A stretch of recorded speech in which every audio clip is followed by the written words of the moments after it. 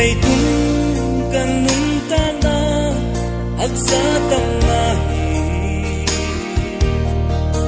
kong pai san ka hi te kang ngai hangi bai hin sa ka ite in ke hong net chiangi no na gam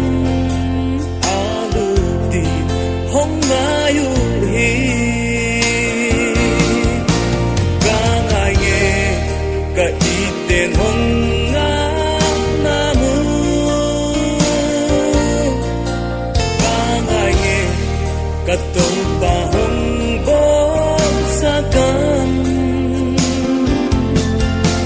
Waluy ka la hopi Katong tiyangi Ilay tung inagam Ngay doon kaining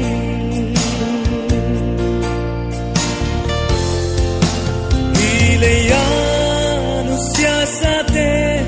em ni ngày hangin Wam sa ito pamaya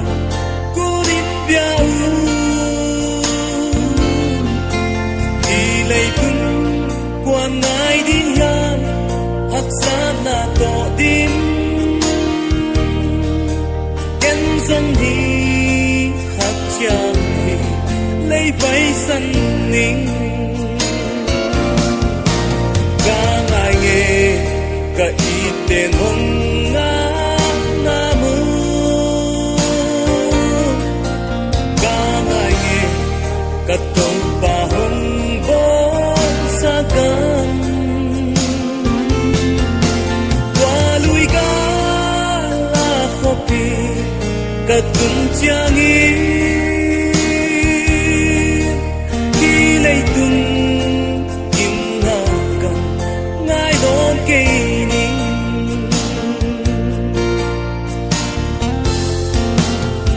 Ilayano siya sa te em ni ngày hangin Muam sa ito pamaya Kunit biyaw Ilay tung kuan ngay diyan Haksat na to din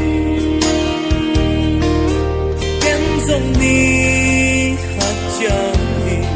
lay bay san ning ka ngay ka iten hong